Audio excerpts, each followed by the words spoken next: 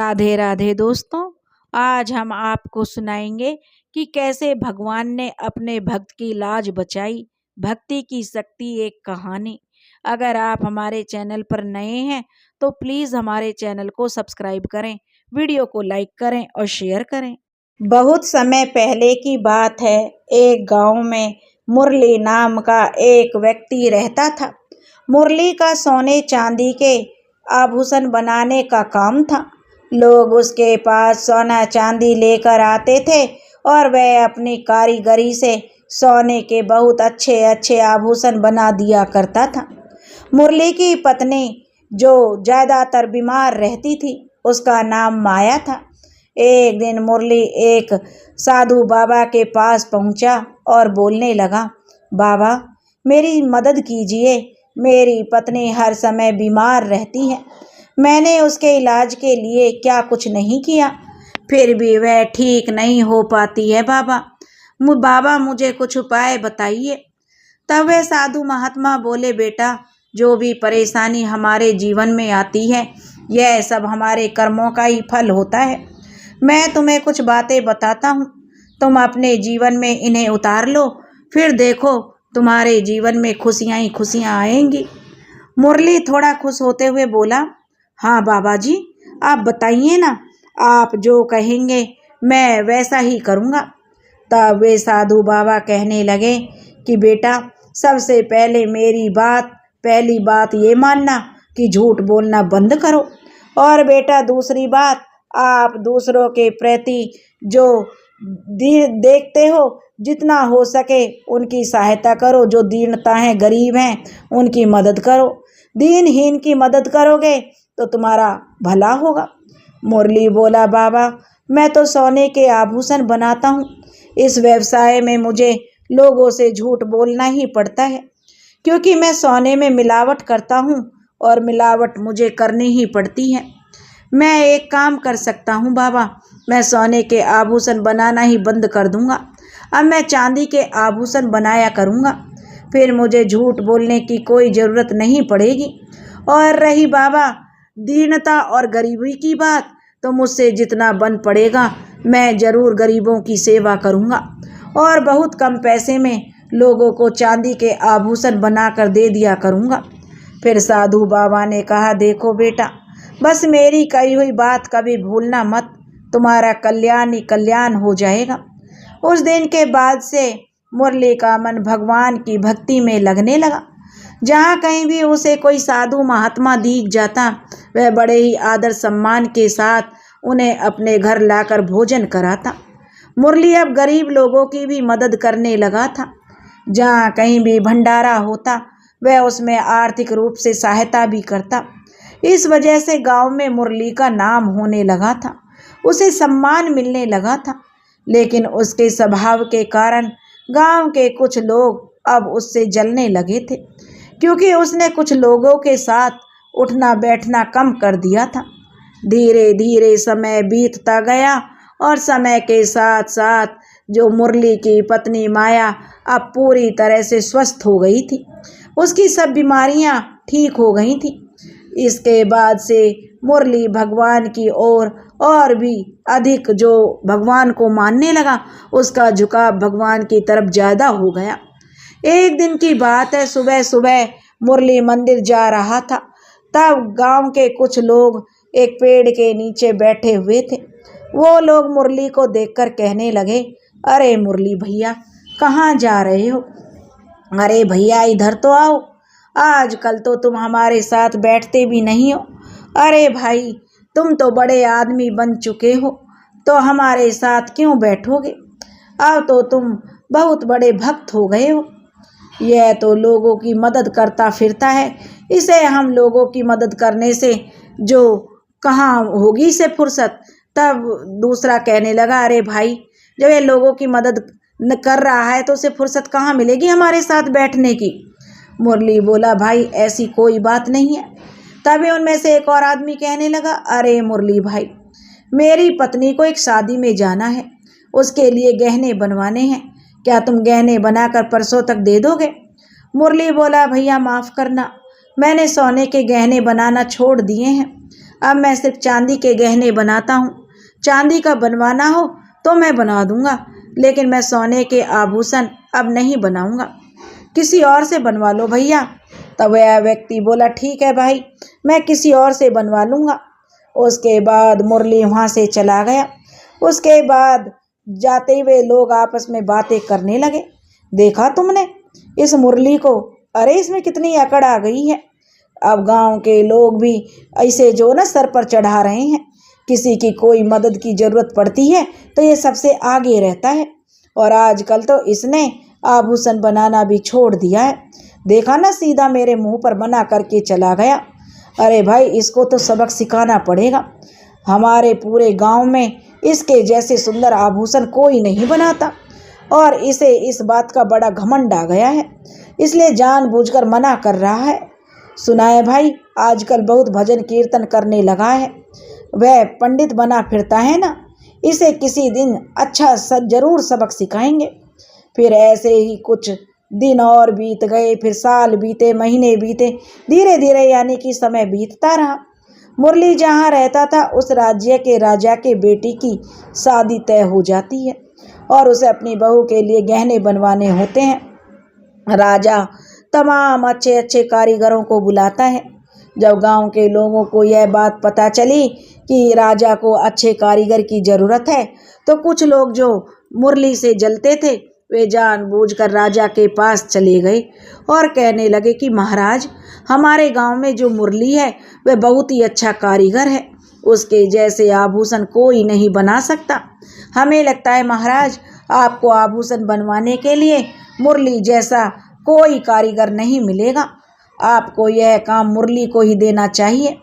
राजा ने कहा, अच्छा, मुरली कहाँ है, तुम्हारे साथ नहीं आया?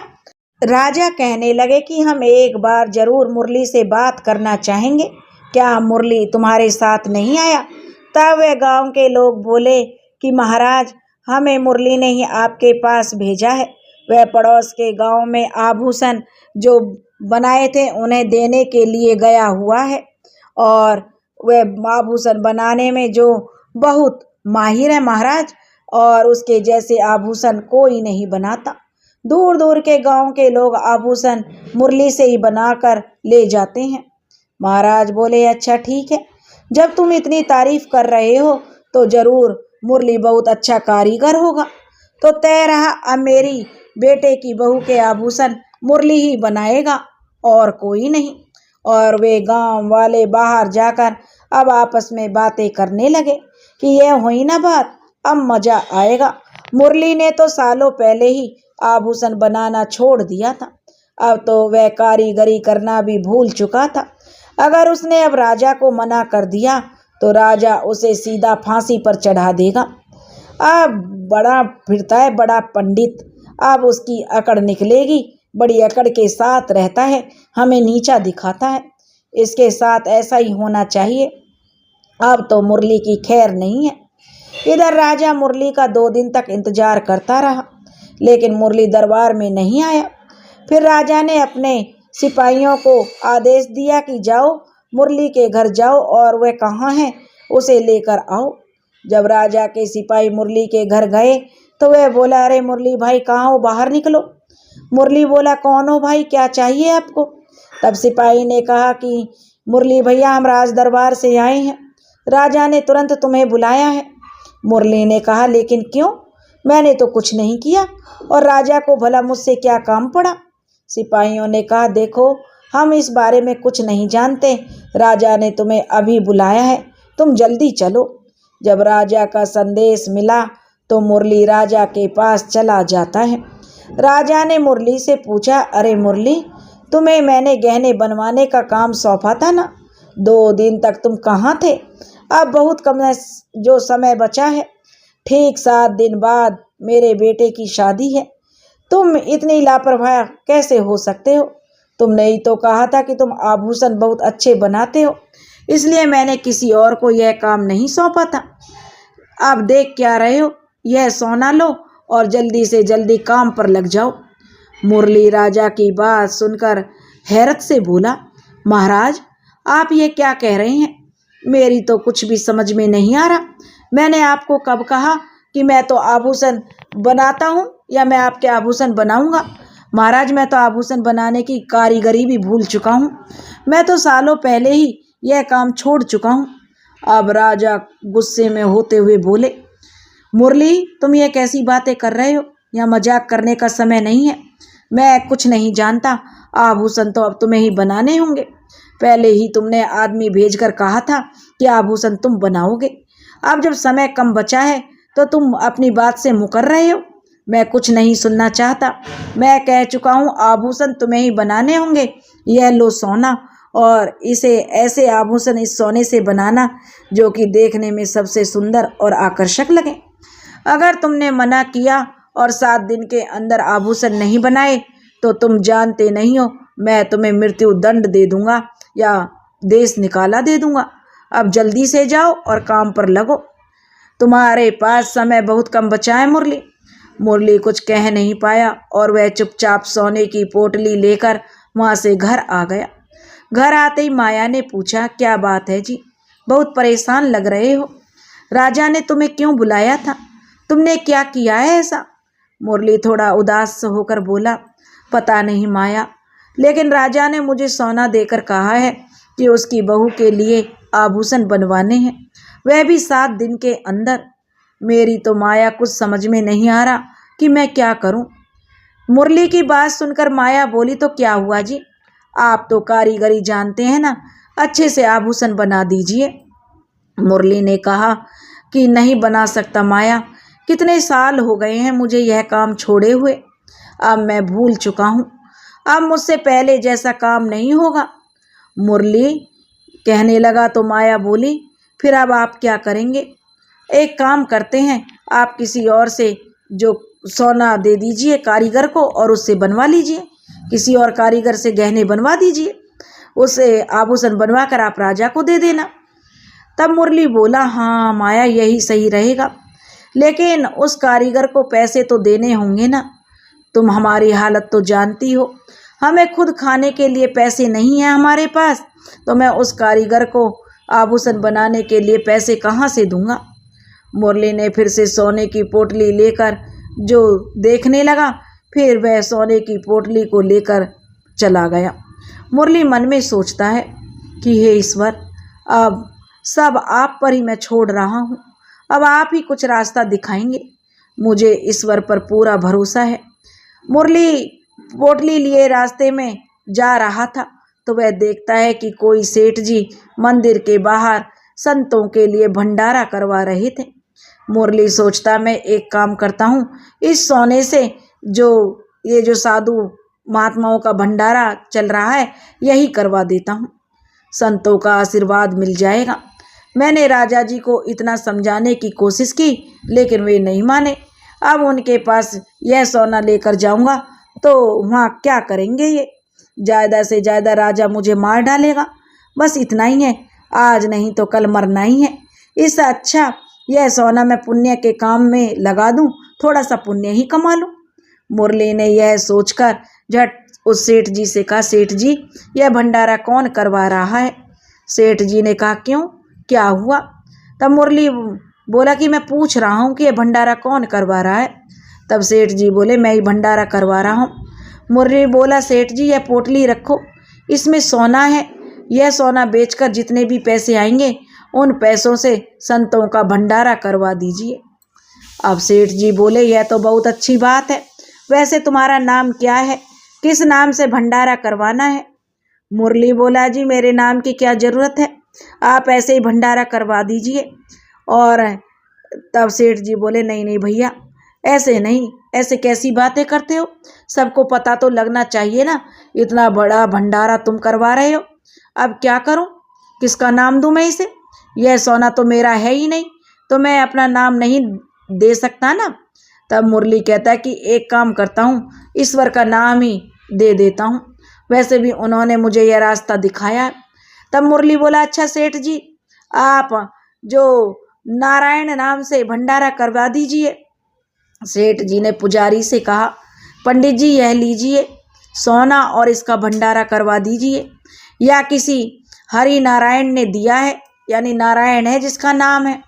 पुजारी जी ने देखा थैले में सोना है तो पुजारी जी आश्चर्यचकित होते हुए बोले, इतना सोना, इसके तो नाम के जय जयकार होनी चाहिए। सारे बोले हरि नारायण की जय। उसके बाद मुरली घर आ गया। उसे देखकर मुरली की पत्नी माया ने पूछा, क्या हुआ जी, गहने बनवाने के लिए दे दिए?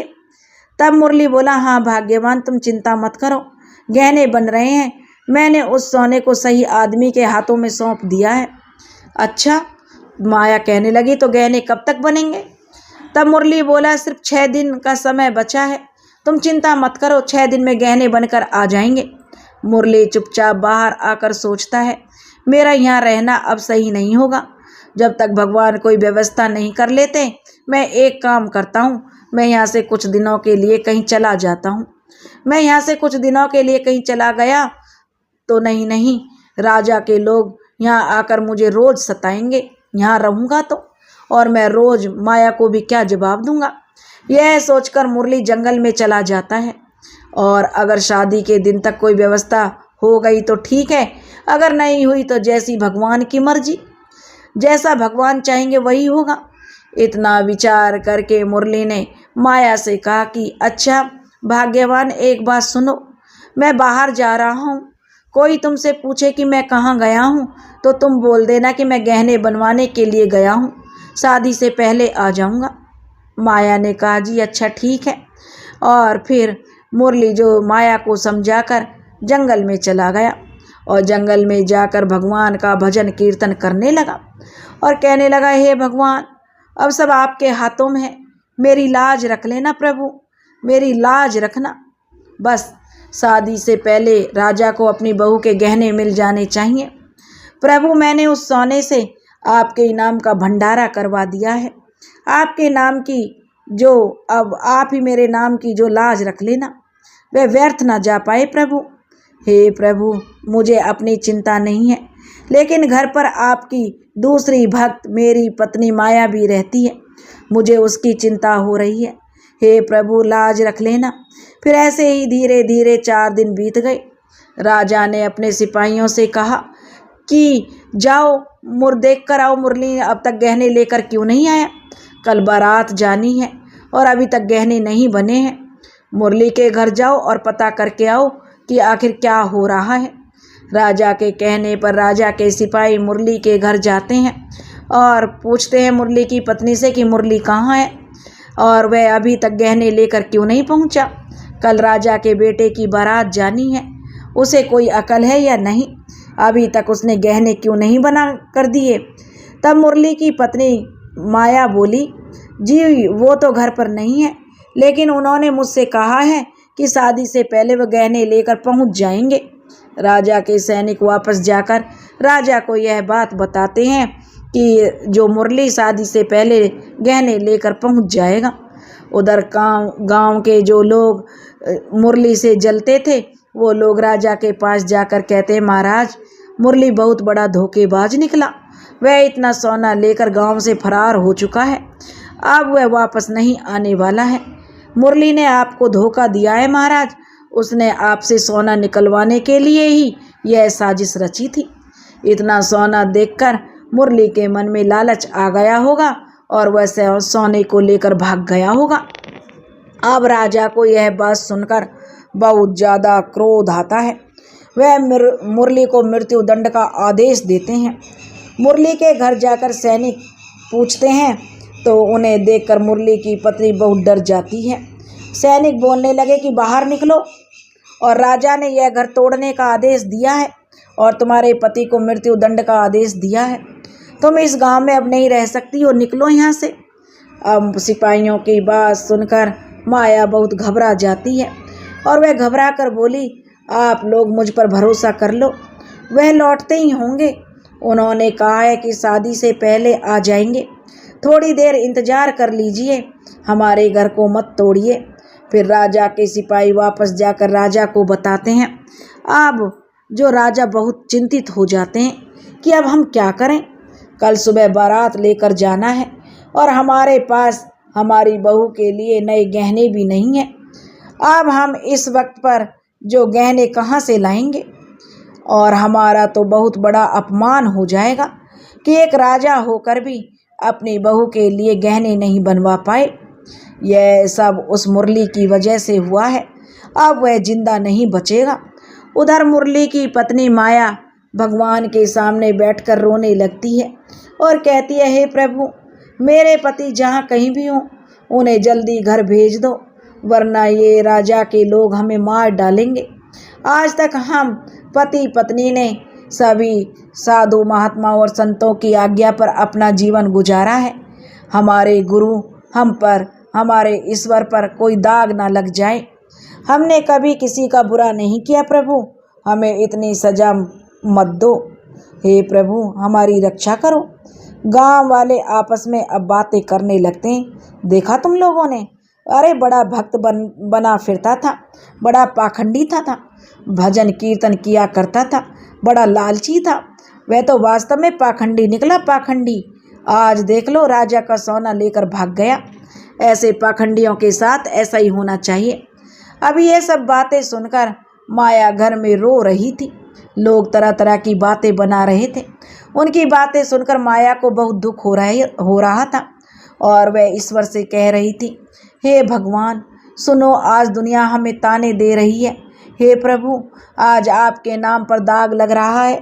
हे प्रभु, यह लोग तो सच्चाई नहीं जानते, लेकिन आप तो सब कुछ जानते हैं। सहायता कीजिए प्रभु, कोई चमत्कार कीजिए। दूसरी तरफ मुरली जंगल में अपने भजन कीर्तन में लगा हुआ था और ईश्वर से बार बार विनती कर रहा था, हे प्रभु, बचा लेना लाज मेरी, रख लेना मेरी लाज। कल सुबह राजा के बेटे की बारात जानी है, राजा का अपमान ना होने पाए। उधर राजा के दरबार में एक आदमी पहुंचता है। राजा उसे देखकर बोला, अरे मुरली, तुम कहाँ से आ गए? हम तुम्हें कितनी देर से ढूंढ रहे हैं। मुरली बना हुआ व्यक्ति कहता है, मैं तो गहने बनवाने के लिए गया हुआ था महाराज। गहने यहाँ थोड़ी बनते हैं, बहुत दूर जाकर बनाता हूँ, इसलिए थोड़ा वक्त लग गया और ऐसे गहने बनाकर लाया हूँ महाराज, जो आपने कभी देखे भी नहीं होंगे। सबसे सुंदर गहने बनाकर लाया हूँ, आखिर राजा के बेटे की शादी है। राजा बोला, अच्छा ठीक है, ठीक है, गहने लाओ और हमें दे दो। जैसे ही राजा गहने देखता है, उसमें ऐसे ऐसे गहने होते हैं कि राजा देखकर दंग रह जाता है। इतने सुंदर गहने तो राजा ने आज तक नहीं देखे थे। और इतने सारे गहने मुरली, मैंने तो तुम्हें इतना सोना भी नहीं दिया था। राजा कहने लगे, फिर इतने सारे गहने कैसे बना लिए तुमने? मुरली बोला, ईश्वर की कृपा है महाराज। राजा बोले, वाह मुरली, सच में आज तुमने मेरा दिल जीत लिया। हम तुमसे बहुत खुश हुए हैं। तुमने तो ऐसे गहने बनाकर चमत्कार ही कर दिया। और राजा अपने सैनिकों को आदेश देता है कि जाओ, मुरली के घर जाकर उसकी पत्नी को हमारी तरफ से आभूषण और सोने के सिक्के उपहार स्वरूप देकर आओ। और हाँ, रातों रात मुरली का छोटा सा घर तोड़कर एक बहुत बड़ा सा जो महल तैयार करो। यह हमारी तरफ से मुरली और उसकी पत्नी के लिए उपहार होगा। अब मुरली ने कहा कि धन्यवाद महाराज। मुरली वहाँ से चला जाता है। फिर सैनिक जो सोने के आभूषण और सोने और चांदी के सिक्के लेकर राजा की आज्ञा अनुसार वे माया के पास पहुँचते हैं। और फिर सैनिक माया से कहते हैं कि हमें माफ़ कर दो बहन जी, हमने तुम्हें बहुत परेशान किया। तुम्हारे पति ने तो कमाल कर दिया और इतने सुंदर सुंदर गहने बनाए हैं। राजा बहुत खुश हुए हैं और राजा ने कहा है कि तुम्हें यह उपहार स्वरूप भेंट करने के लिए यह गहने और सोने के सिक्के दिए हैं और तुम्हारा घर हम तुरंत इसे तोड़कर दूसरा नया घर बनाने का आदेश दिया है। अब माया तुरंत भगवान को धन्यवाद देने लगी। हे प्रभु, इस कृपा के लिए बहुत बहुत धन्यवाद। आज आपने हमारी कृपा इस तरह से कृपा की है कि हमारी लाज रख ली, अपनी भक्ति की लाज रख ली प्रभु आपने। इतना ही नहीं, हमारी गरीबी भी मिटा दी। आपकी सदा ही जय हो प्रभु। अब माया बहुत ही खुश हो जाती है। उधर जंगल में बैठे हुए मुरली सोचता है, अब तक तो राजा के बेटे की बारात निकल गई होगी, पता नहीं राजा ने क्या किया होगा। अब मुझे वापस गांव जाना होगा, जो होगा सो देखा जाएगा। मुरली अपने घर जाता है तो देखता है कि उसका घर टूट चुका है। हे भगवान, मुरली सोचता है यह जरूर राजा ने दंड दिया होगा, उसने गुस्से में मेरा घर तुड़वा दिया। पता नहीं मेरी पत्नी माया किस हाल में होगी। तभी माया वहाँ पर आ जाती है और मुरली माया से कहने लगा, माया तुम ठीक हो? तब माया बोली, हाँ जी स्वामी, मैं तो ठीक हूँ। आप कहाँ चले गए थे? राजा के सैनिकों ने बताया कि आपने बहुत अच्छे गहने बना कर दिए हैं राजा को। देखो, राजा ने हमें इनाम में बहुत बड़ा घर बनवा कर दे रहे हैं और राजा ने खुश होकर मुझे बहुत सारे सोने चांदी के गहने और सिक्के दिए हैं, जिससे हमारी सारी गरीबी मिट गई है। आपने ये गहने कहाँ बनवाए? अब जो अपनी पत्नी की बात सुनकर मुरली सोच में पड़ गया, भला यह चमत्कार हुआ तो हुआ कैसे? माया, मुरली कहने लगा, ये तुम सब क्या कह रही हो? माया, मैं अभी गांव में आया हूँ। मैंने तो सोने से जो भंडारा करवा दिया था और मैं अब तक जंगल में ही था। माया भी मुरली की बात सुनकर हैरान हो गई कि इसका मतलब मुरली कहने लगा कि हाँ माया, वह तो साक्षात भगवान थे जो मेरा रूप लेकर राजा के पास गए। देखा माया, भगवान ने आज खुद आकर हमारी सहायता की है, हमारी भक्ति की लाज रख ली। आज प्रभु की इतनी बड़ी कृपा पाकर हमारा जीवन तो धन्य हो गया। अब माया, मैं कल सुबह राजा के पास जाकर सब बात सच सच बता दूंगा। मैं झूठ नहीं बोल सकता, वह आभूषण मैंने नहीं बनाए। फिर दोनों पति पत्नी बहुत खुश हो जाते हैं और दूसरे ही दिन मुरली जो राजा के पास जाकर कहता है कि महाराज, गलती क्षमा हो, वो गहने मैंने नहीं बनाए। मैंने तो आभूषण बनाने का काम बरसों पहले छोड़ दिया था। आपके पास जो लोग आए थे वह मैंने नहीं भेजे थे। भला मैं ऐसा क्यों करूँगा? फिर भी आप नहीं माने। आपने मुझे आभूषण बनाने के लिए कहा तो मैंने आपके दिए हुए सोने से हरि नारायण भगवान के नाम से मंदिर में भंडारा करवा दिया। गहने कहाँ से बनवाता महाराज? राजा अब मुरली की बात सुनकर बड़े हैरान रह गए। राजा बोले, ये क्या बोल रहे हो मुरली? तुमने ही तो हमें वह गहने लाकर दिए थे।